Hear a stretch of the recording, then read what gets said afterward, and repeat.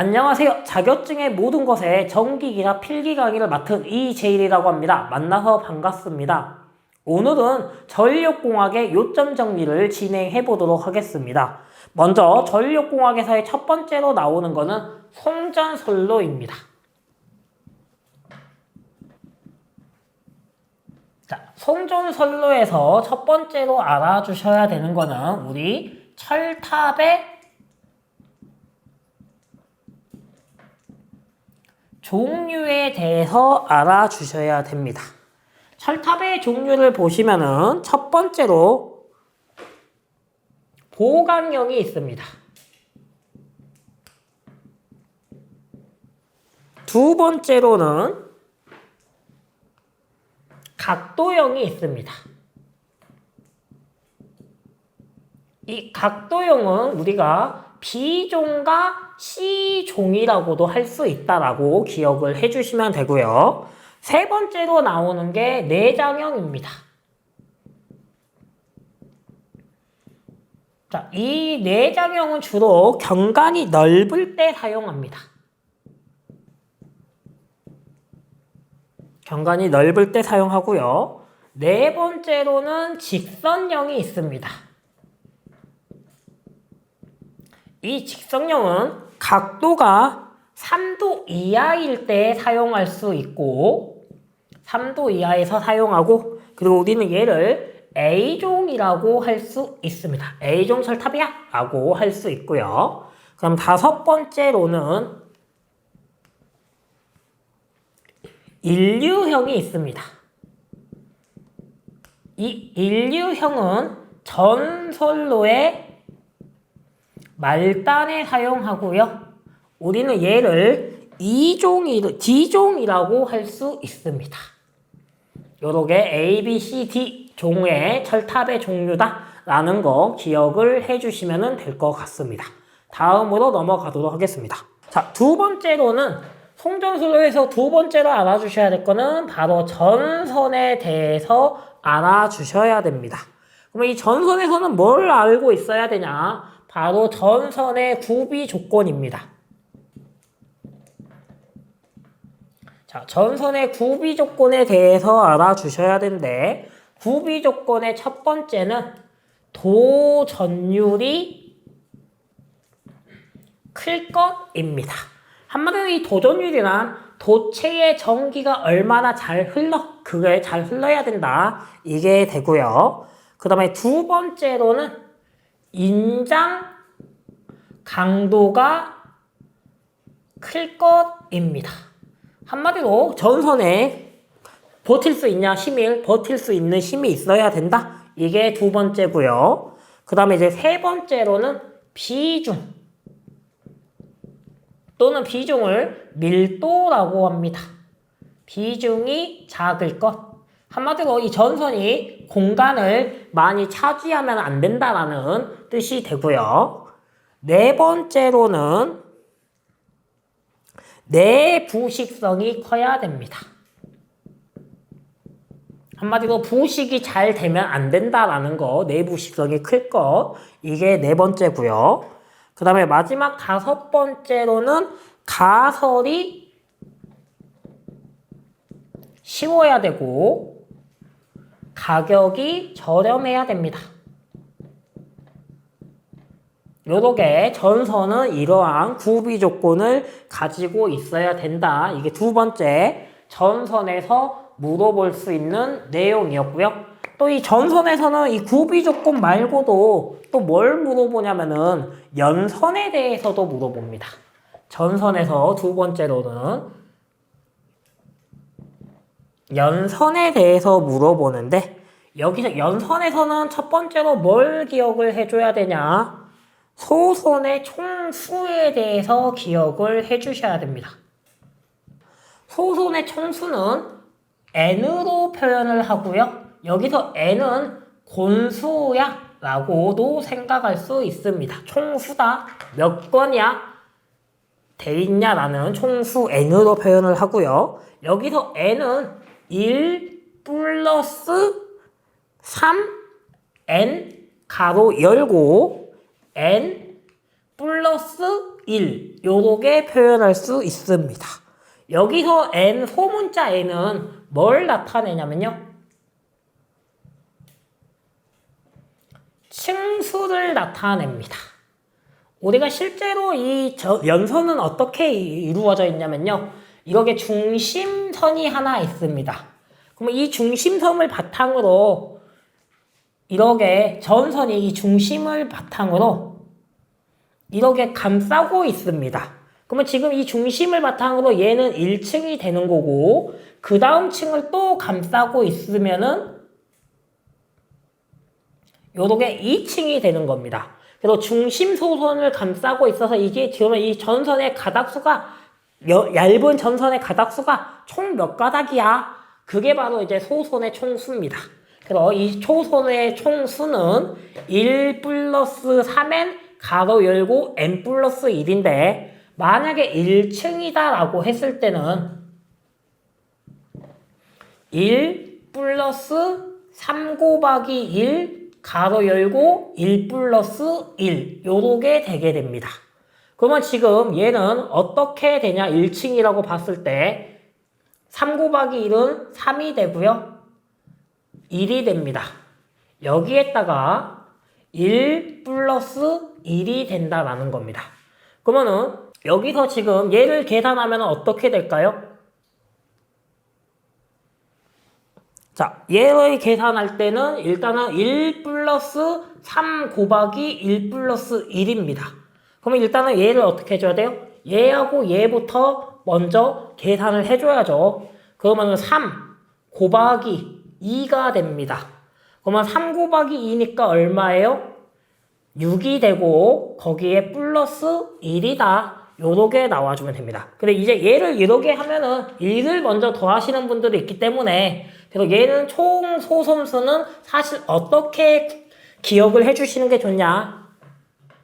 3n n 플러스 1 여기에 플러스 1 요런 식으로 기억을 해주시는 게 덜 헷갈립니다. 그래서 차라리 이렇게 기억을 해주시는 게 소선 총수는 덜 헷갈리니까 이렇게 기억을 해주시고요. 그래서 사실은 얘가 1층이다 라고 했을 때는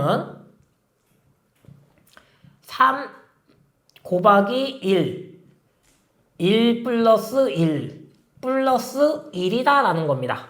그럼 일단 얘는 3 곱하기 1이니까 3이 되고 곱하기 1 플러스 1이 되는 겁니다. 거기에 플러스 1이 되는 거예요. 그러면 1 더하기 1은 2가 되고 3 곱하기 2니까 6이 되고 거기에 플러스 1이니까 그래서 1층일 때는 7가닥이 총 소선수가 된다. 이렇게 기억을 해주면 되고요. 2층일 때도 똑같습니다. 2층일 때는 기본식은 3 곱하기 n은 2층 2 플러스 1 플러스 1 이게 기본식입니다. 그러면 3 곱하기 2는 6이 되고요. 6 곱하기 3이 됩니다. 그러면 6 곱하기 3은 18이고 거기에 플러스 1이니까 19가닥이 됩니다. 3층일 때도 똑같습니다. 3층일 때는 3 곱하기 3 플러스 1 플러스 1 요게 기본이기 때문에 3, 3은 9 곱하기 4는 36 더하기 1이니까 37가닥 요렇게 나오게 되고요. 마지막 4층 정도까지만 기억을 해주시면 되는데 4층은 3 곱하기 4 더하기 1 플러스 1이 됩니다. 그러면 얘는 12가 되고 곱하기 5가 되고 더하기 1이 됩니다. 그러면은 60에 61가닥 이런 식으로 나오게 됩니다. 그래서 이렇게 소선의 총수를 구하는 식을 기억을 해주시던지 아니면 층별의 가닥수를 기억을 해주시던지 둘 중 하나를 해주셔야 됩니다. 그런데 저는 차라리 왜 우리가 4층밖에 안 외우는데 5층, 6층이 나올 수도 있겠죠. 그래서 이 가닥수 구하는 공식을 외워주시는 게 더 좋고요. 이게 연선은 첫 번째 소선의 총수를 물어볼 수가 있고, 그 다음에 두 번째는 연선의 직경을 물어볼 수 있습니다. 연선의 직경 D를 물어보는데 D는 2n 플러스 1의 D다. 요거를 기억해주면 되고요. 여기서 소문자 D는 소선 한 가닥의 지름입니다. 소선 한 가닥의 지름이야 라고 이렇게 기억을 해주시면 되고요. 마찬가지 여기서의 n은 층수입니다. 층수다 라고 기억을 해주시면 되고, 그 다음에 세 번째로는 연선의 단면적을 물어봅니다. 연선의 단면적 A를 물어보면은 단면적 A는 4분의 파이 D의 제곱이다. 기억을 해주시면 되고요. 여기에다가 곱하기 총선수를 해줘야 된다. 연선의 총수 요거까지 해줘야지 연선의 단면적이 나온다 라고 기억을 해주시면 될 것 같습니다. 그 다음에 이제 연선에서는 조금 뭘 기억을 해주셔야 되냐면요, 연선은 중공연선을 사용한다 라는 말이 나올 때가 있는데, 이 중공연선은 그럼 왜 쓰냐? 표피 효과를 이용한다 라고 기억을 해주시면 됩니다. 중공연선은 표피 효과를 이용한다 라는 거와, 그 다음에 경동선하고 ACSR을 비교할 수 있습니다. 자, 연선에서는 경동선과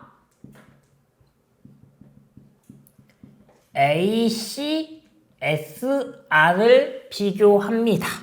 이 두 가지를 비교하는데, 먼저 도전율,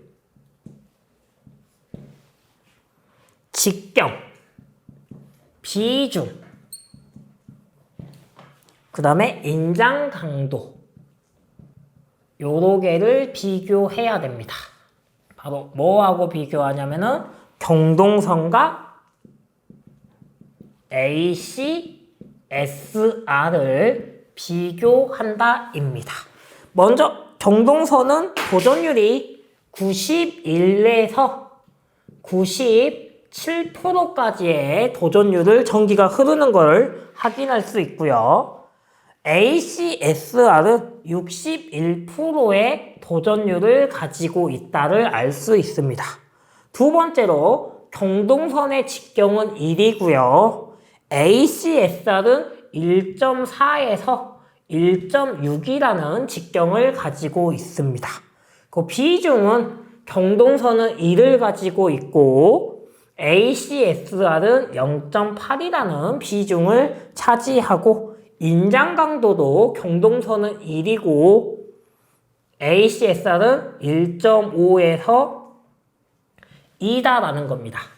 그러면 지금 봤을 때 어떤 게 더 좋냐요? 도전율만 경동선이 더 좋다. 그 다음에 인장 강도는 ACSR이 더 좋다라는, 하지만은 전기가 잘 안 흐르기 때문에 ACSR은 주로 인장 강도가 강해야 될 때, 직경이 조금 굵을 때 써야 된다라는 걸 기억을 해주시면 될 것 같습니다. 그 다음으로 이제 또 넘어가도록 하겠습니다. 송전선로의 세 번째는 애자입니다. 자, 애자를 사용하는 목적이 있는데, 애자를 사용하는 목적은요, 전선을 지지하기 위해서. 두 번째 목적은 전선과 지지물의 절연 간격을 유지하기 위해서. 요게 애자를 사용하는 목적이고요. 그 다음에 두 번째는 이 애자의 구비 조건을 봐야 되는데, 이 애자의 구비 조건이 이제 두 번째입니다. 두 번째 구비 조건은 당연히 절연 내력과 절연 저항이 커야 됩니다. 한마디로 전기가 안 통해야 된다라는 뜻이고요. 두 번째로는 기계적으로 강도가 커야 됩니다. 기계적 강도 클 것. 얘가 구비 조건의 두 번째고요. 세 번째는 충전 용량이 적어야 됩니다. 충전 용량 작을 것. 이게 세 번째고요. 네 번째는 값은 당연히 저렴하고, 그리고 이 애자는 우리가 주로 이제 배전, 전주에다가 다는 거기 때문에 철탑이나 그런 데에다가 이제 사용하기 때문에 외부에 있습니다. 그래서 한마디로 물, 수분을 잘 흡수하면 안 됩니다. 수분을 흡수해서는 안 돼. 요게 바로 네 번째, 이렇게 구비 조건 네 가지였고요. 그 다음에 이제 애자에서는 세 번째로는 이제 애자의 종류가 나오는데, 애자의 종류에서 좀 기억해야 될 게 바로 이 현수 애자에 대해서 조금 알아주셔야 됩니다. 그럼 이 현수 애자는 어디에 사용하냐? 자, 전압을 분담할 때 사용하는데, 이 현수 애자는 전압을 어떻게 분담하냐? 지지물로부터 세 번째 애자가 전압 분담이 가장 적습니다. 전압 분담이 가장 적고, 그 다음에 전선부터 가장 가까운 게 전압 분담이 가장 큽니다. 요거를 조금 기억을 해줘야 됩니다. 그래서 현수애자는 전압을 분담할 수 있는데, 지지물로부터 세 번째 애자는 전압이 가장 분담을 적게 하고, 전선으로 가장 가까운 애자는 전압 분담을 가장 많이 한다라는 거, 요거를 기억을 해주셔야 되고요. 그 다음에 현수애자에서 이 애자의 보호 대책이 있는데, 애자를 보호하는 대책으로는 초각 또는 소각이라고도 합니다. 그래서 초각, 소각으로 애자를 보호해야 되고, 그 다음에 여기서 애자의 효율이 나오는데, 애자의 효율은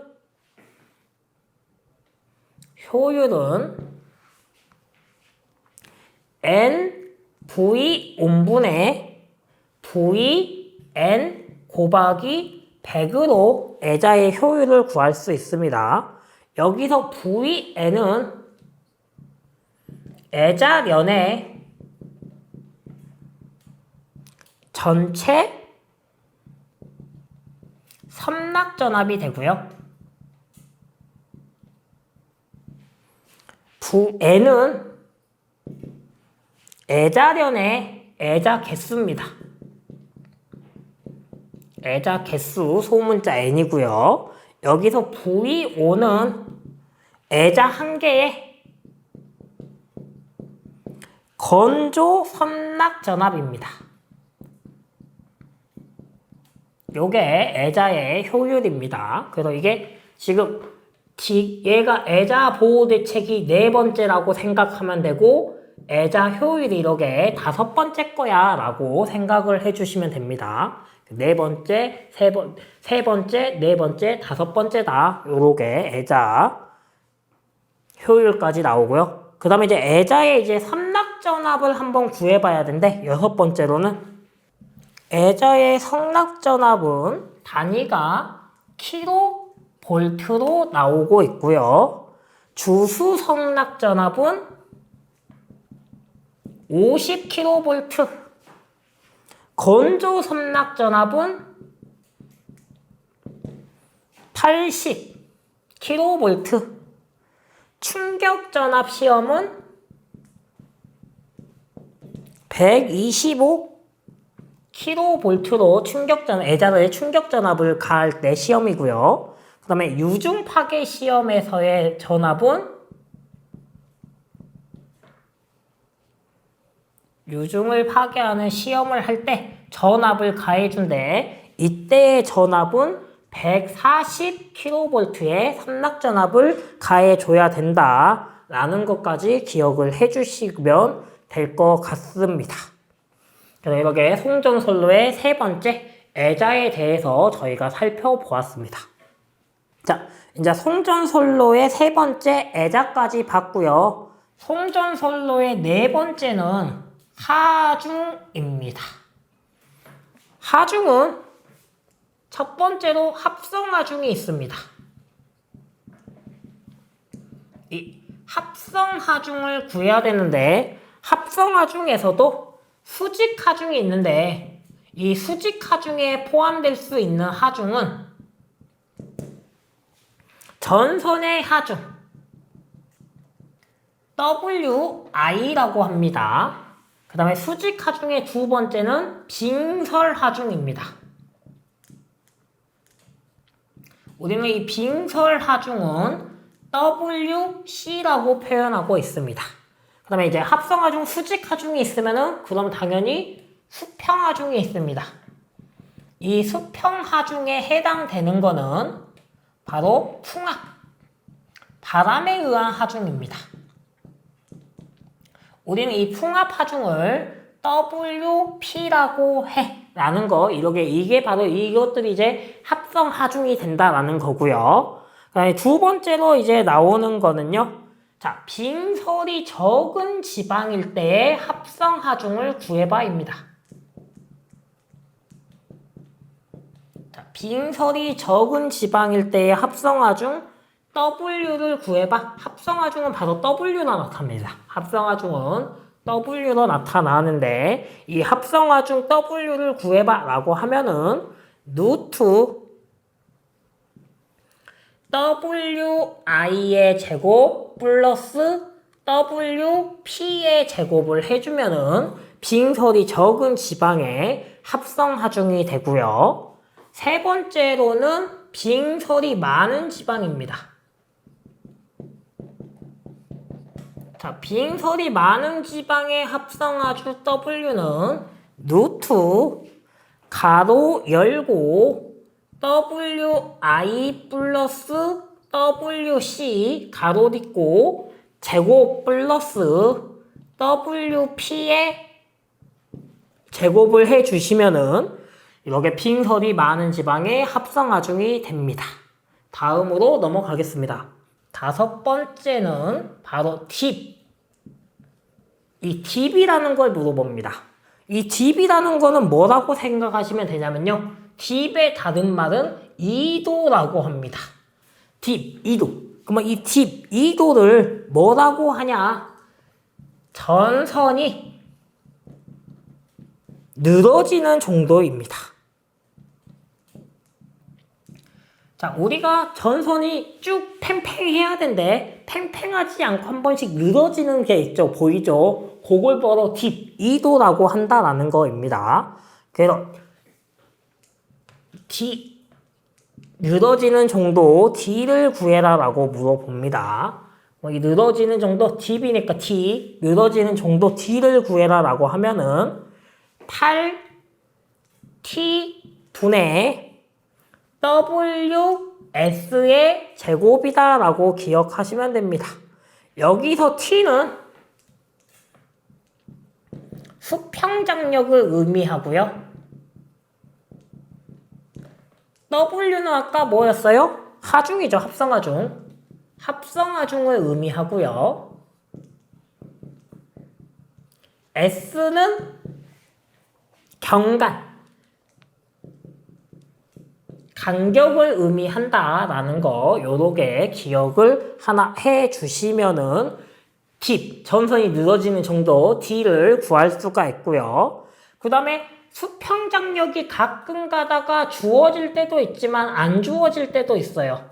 그럼 수평장력이 안 주어지면 우리는 이 수평장력 T를 구해야 되는데 수평장력 T는 어떻게 구하냐?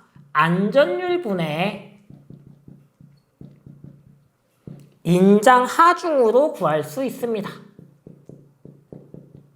인장하중으로 구할 수도 있다라는 거. 그럼 여기서 인장하중이란 무엇이냐 궁금할 수도 있고, 인장하중과 인장 강도의 차이가 뭔지 한번 보도록 하겠습니다.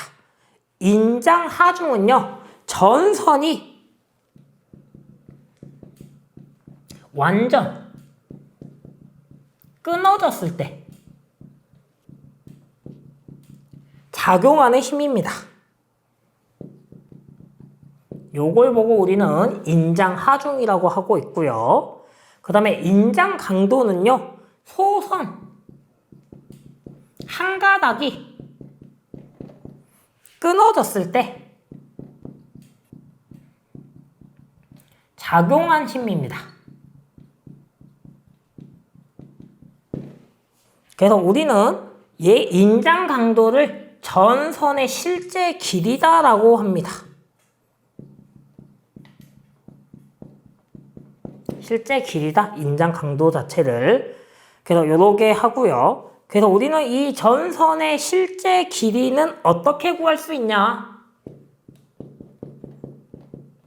전선 실제 길이 L은 X 플러스 3S 분의 8D의 제곱으로 구할 수 있다라는 거, 요거까지 하나 기억을 하고 해 주시면 될 것 같습니다. 요렇게 저희 송전선로에서 요점 정리 다 기억해야 될 5개를 한번 보았습니다. 다음으로 넘어가도록 하겠습니다.